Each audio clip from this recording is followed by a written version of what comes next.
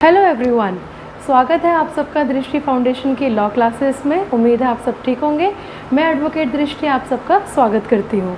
आज हम लोग डिस्कस करेंगे किडनैपिंग के बारे में। किडनैपिंग एंड एब्डक्शन, ये दोनों चीज़ें क्या है, इनमें क्या डिफरेंसेस हैं, ये किन सेक्शंस के अंदर आती है। इससे पहले कि हम लोग आगे बढ़ें, मेरी आपसे रिक्वेस्ट है, प्लीज़ मेरे चैनल को लाइक, शेयर एंड सब्सक्राइब करना ना भूलें। तो चलो अब समझते हैं कि इसका मीनिंग क्या है। Meaning of kidnapping and meaning of abduction. सबसे पहले समझेंगे कि मीनिंग ऑफ किडनैपिंग क्या है। किडनैपिंग का मतलब है क्या।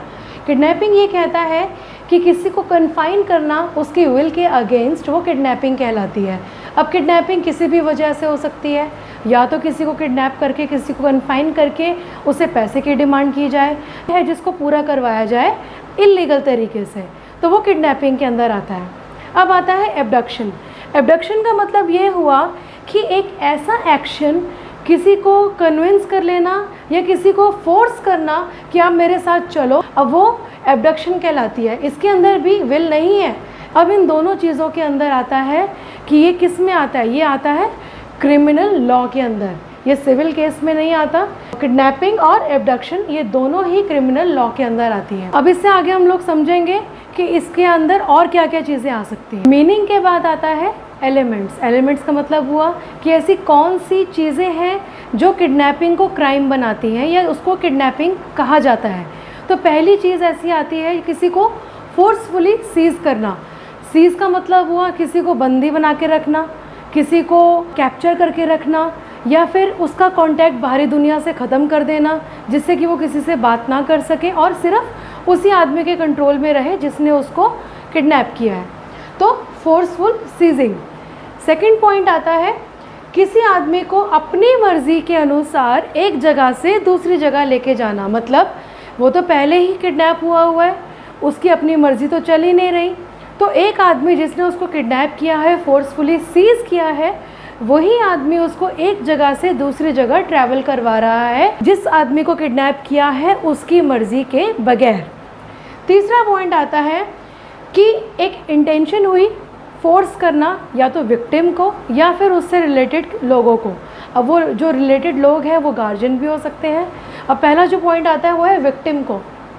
फॉर एन एग्जाम्पल, बच्चा, एक माइनर अगर किडनैप हो जाता है तो उस केस में उसके गार्जियन को कॉल जाती है एक रैंसम मनी की डिमांड के लिए या फिर किसी और डिमांड को पूरा करने के लिए।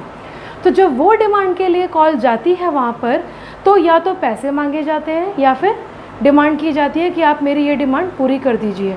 अब ये जो डिमांड है ये किसी को रिलीज़ करने के लिए भी हो सकती है। जैसे कि कंधार कांड में हमने देखा था कि एक पूरी एयरप्लेन जो थी उसको हाईजैक कर लिया गया था, क्योंकि इतने लोग हाईजैक कर लिए गए थे, इतने लोग किडनैप कर लिए गए थे कि जिसकी वजह से एक क्रिमिनल को रिलीज़ करने की डिमांड की गई थी और उसकी वजह से एक क्रिमिनल रिलीज़ किया गया था। तो ये आता है इसके अंदर। तो इसका मतलब ये हुआ कि इसमें इंटेंशन थी किसी को फोर्स करने की, या तो विक्टिम को या किसी ऐसे आदमी को जो उस प्रोस्पेक्टिव वैल्यू को रिलीज़ करे। तो इसमें एक्सटॉर्शन एलिमेंट आता है। अब हम डिस्कस करेंगे एब्डक्शन के एलिमेंट्स को। किसी भी क्रिमिनल केस के अंदर कुछ ऐसे मैटर्स होते हैं जो कि विदिन 24 आवर्स रिपोर्ट होने चाहिए, लेकिन कुछ ऐसे मैटर्स होते हैं जिसके अंदर 24 आवर्स की वेट की जाती है। अब एक मेजर पॉइंट को डिस्कस करते हैं। 24 आवर्स की टाइम फ्रेम हमने सुना है क्रिमिनल लॉ के अंदर, ये बहुत इंपॉर्टेंट है। FIR जो कि फर्स्ट इन्फॉर्मेशन रिपोर्ट कहलाती है। इसका मतलब ये हुआ कि जब आपके साथ क्राइम हुआ, आपको पुलिस स्टेशन में जाकर पुलिस ऑफिसर के पास एक लिखित तौर पर कंप्लेंट देनी है। अब कुछ ऐसी कंप्लेंट्स होती हैं जो कि विदिन 24 आवर्स के अंदर आती हैं, उनको रजिस्टर होना बहुत ज़रूरी है या उनकी इन्फॉर्मेशन होना बहुत ज़रूरी है। अब कुछ ऐसे क्राइम्स आते हैं या कुछ ऐसी कैटेगरीज आती हैं जिनका आफ्टर 24 आवर्स ही देखा जाता है। अब हम डिस्कस करेंगे एब्डक्शन के एलिमेंट्स। किडनैपिंग को समझने के बाद अब अगला आता है एब्डक्शन। एब्डक्शन और किडनैपिंग में बहुत छोटा सा ही डिफरेंस है, जिसके अंदर कि एक्सटॉर्शन का अमाउंट मांगा जाता है तो वो किडनैपिंग बन जाती है। लेकिन एलिमेंट्स में ऐसा क्या है, क्या डिफरेंसेस हैं, अब वो समझते हैं। पहला आता है डिसीटफुल मीन्स। डिसीटफुल मीन्स का मतलब ये हुआ किसी को मिसलीडिंग स्टेटमेंट देना। मिसलीडिंग स्टेटमेंट का मतलब क्या हुआ, किसी को गलत तरह से गुमराह करना। गुमराह करने में कौन कौन आता है? अब वो बड़ा भी हो सकता है या फिर कोई माइनर भी हो सकता है। हमने ये सुना है कि स्कूल के बच्चों को मिसलीड किया जाता है अगर किसी को किडनैप करना हो या किसी को एब्डक्ट करना हो, तो उस कंडीशन में किस तरीके के एग्जांपल्स हमारे पास है?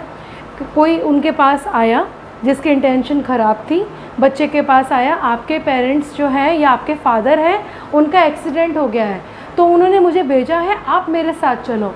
अब आज की डेट में हम लोग अपने बच्चों को ये समझाते हैं कि आपके पास अगर कोई ऐसा अननोन बंदा आता है या वो आपको ये बातें बोलता है तो आप उनके साथ नहीं जाना।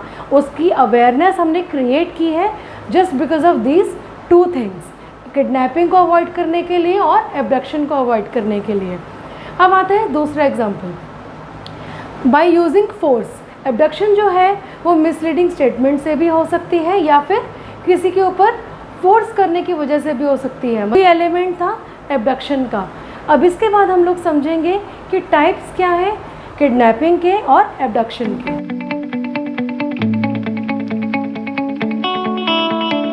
अब डिस्कस करते हैं कि टाइप्स ऑफ किडनैपिंग है क्या। दो तरीके के टाइप्स ऑफ किडनैपिंग होते हैं, एक होता है फ्रॉम इंडिया और फिर फ्रॉम लॉफुल गार्जियनशिप। अब इसके साथ साथ हम ये भी डिस्कस करेंगे कि इंडियन पिनल कोड में ये किस सेक्शन के अंदर आते हैं। ये आता है, जो पहला टाइप है from India, section 360 of IPC, जो कि इंडियन पिनल कोड है, सेक्शन 360 ऑफ आईपीसी। दूसरा आता है फ्रॉम लॉफुल गार्जियनशिप, ये आता है सेक्शन 361 ऑफ आईपीसी। अब इसमें एक कंडीशन आती है कि जो लड़के हैं वो 16 साल से नीचे होने चाहिए और जो लड़कियां हैं वो 18 साल से नीचे होने चाहिए। इसके बाद अब हम समझेंगे कि और किस तरीके की किडनैपिंग हो सकती है। किडनैपिंग को पूरा करने के लिए या उसके चार्जेस को पूरा करने के लिए किस किस तरीके से किडनैपिंग की जा सकती है। तो पहला पॉइंट आता है किडनैपिंग फॉर रैंसम, मतलब किसी अमाउंट को मांगने के लिए कोई रैंसम मनी या कोई रैंसम चीज़ मांगी गई जिसकी वजह से किडनैपिंग हुई, वो आती है section 364 of IPC. Section 364 of IPC.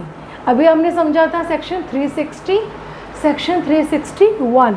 अब हम सीधा जंप करें हैं सेक्शन 364A ऑफ आईपीसी पे। इसमें क्या सज़ा का प्रावधान है? अगर कोई रैंसम मांगते हुए किडनैपिंग के केस में पकड़ा जाता है तो उसको सज़ा हो सकती है 10 साल की और फाइन के साथ। अब आता है दूसरी कंडीशन, दूसरा टाइप, वो आता है with intent to wrongfully confine a person. मतलब इंटेंशन थी किसी को रॉन्गफुली कन्फाइन करना, किसी को रॉन्गफुली ज़बरदस्ती अपनी कैद में रखना या ज़बरदस्ती उसको कैप्चर करके रखना, ये आता है किडनैपिंग के अंदर। अब इसमें क्या सज़ा का प्रावधान है? इसके अंदर 7 साल की सज़ा हो सकती है और फाइन हो सकता है। ये आता है सेक्शन 365 ऑफ आईपीसी के अंदर। अब इसके बाद अगला क्या पॉइंट आता है, वो आता है किसी विमेन को कंपेल करना। मतलब हमने ये देखा है कि एक औरत को कंपेल किया गया कि आप मुझसे शादी करो, जो कि मैरिड विमेन भी हो सकती है या अनमैरिड लड़की भी हो सकती है। अब उनके साथ ज़बरदस्ती की जाती है, उनको किडनैप किया जा सकता है कि आप मेरे साथ शादी करो। तो उस कंडीशन में जो किडनैपिंग के अंदर सेक्शन आती है वो आती है सेक्शन 366 ऑफ आईपीसी। अब इसके बाद जो आता है किसी को ग्रीवियस हर्ट देने की कोशिश करना। किसी को किडनैप किया गया और उसको ग्रीवियस हर्ट देने की धमकी दी गई या कोशिश की गई किडनैप करने के बाद, तो वो आता है सेक्शन 367 के अंदर। इसके अंदर कितनी सज़ा हो सकती है? 10 साल की प्लस फाइन भी। अब हम आते हैं किडनैपिंग के अंदर और एब्डक्शन के अंदर कि इनकी सेक्शंस है क्या। सेक्शन 362 जो आती है आईपीसी की, वो आती है एब्डक्शन के लिए। अब पनिशमेंट क्या है? पनिशमेंट क्या है किडनैपिंग की, वो किसके अंदर आती है, ये तो अभी तक हमने समझा ही नहीं। तो जो सेक्शन है किडनैपिंग की वो आती है सेक्शन 363 ऑफ आईपीसी। इसमें जो सज़ा है वो मैक्सिमम 7 साल तक के लिए हो सकती है। अब अगर सिर्फ किडनैपिंग है तो 7 साल तक का सज़ा का प्रावधान है, लेकिन अगर इन टाइप्स में से कोई भी ऐसी चीज़ जुड़ गई तो जो मैक्सिमम सेंटेंस है जो 10 इयर्स का है वो इसमें ऐड हो जाएगा। तो इट मीन्स 7 साल की जगह 10 साल तक की सज़ा का प्रावधान इसमें मैक्सिमम है, प्रोवाइडेड ये इन चारों में से कोई ऐसी कंडीशन जो है वो होनी चाहिए। अब हम समझेंगे टाइप्स ऑफ एब्डक्शन। तो नेक्स्ट आता है टाइप्स ऑफ एब्डक्शन। इसके अंदर 2 टाइप्स आते हैं। पहला जो टाइप आता है वो आता है मैरिज बाय एब्डक्शन, मतलब किसी को फोर्सफुली मैरिज के लिए उकसाना या मैरिज के लिए उसको प्रेशराइज करना। अब उसके अंदर वो उसका जानकार भी हो सकता है, उसका जानकार नहीं भी हो सकता। तो इट मीन्स उसकी इंटेंशन नहीं थी शादी करने के लिए, उसको फोर्स किया गया, उसको बहलाया फुसलाया गया कि आप मुझसे शादी कर लो, तो वो आएगा मैरिज बाय एब्डक्शन के अंदर। दूसरा पॉइंट आता है एक्सप्रेस किडनैपिंग। एक्सप्रेस किडनैपिंग के अंदर जो बात आती है वो ये आती है कि किडनैपिंग के अंदर जो डिफरेंस था और एब्डक्शन के अंदर जो डिफरेंस था बहुत छोटा सा है, बहुत थिन लाइन है। किडनैपिंग के अंदर हम लोग रैंसम मनी एक इंटेंशन के साथ मांगते हैं, लेकिन यहाँ पर क्या होता है एक्सप्रेस किडनैपिंग में कि एक आदमी हो सकता है कि उनका जानकार हो भी और हो सकता है उनका जानकार नहीं भी हो, लेकिन वो ये कंडीशन रखता है कि आप मुझे इतने पैसे दे दो, मैं आपके बच्चे को या जिसको भी उसने एब्डक्ट किया है उसको छोड़ दूँगा। तो उसकी इंटेंशन छोड़ने की है, हार्म करने की नहीं है। तो ये आया एब्डक्शन के अंदर, मतलब हार्म नहीं करना चाहता था वो, लेकिन उसने किसी वजह से उसको एब्डक्ट किया, बहला फुसला के ले गया। जब उसका मीनिंग कंप्लीट हो गया, जब उसका मतलब पूरा हो गया, तो उसने उसको रिलीज़ कर दिया। तो ये आया एब्डक्शन में। अब इसका कंक्लूजन क्या है? इसका कंक्लूजन ये कहता है कि जो किडनैपिंग हुई, किडनैपिंग के अंदर एक इंटेंट था किसी को कॉज करने का कि उसको हार्म पहुँचे, उससे रैंसम मनी निलवाया जाए, उससे हमारी जो इंटेंशन थी वो पूरी करवाई जाए। एब्डक्शन के अंदर ये था कि हमने किसी को बहला फुसलाकर किसी को अपने साथ ले गए, लेकिन हमारी इंटेंशन ये नहीं थी कि हम उसको हार्म पहुंचाएं या उससे रैंसम मनी कॉल करें। अभी तक हमने जो भी समझा, उम्मीद है कि आप लोगों को समझ में आया होगा। अगर आपको कोई भी डाउट्स है प्लीज़ हमें कमेंट करें, कोई भी फीडबैक है प्लीज़ हमें दीजिए। Thanks for watching my video.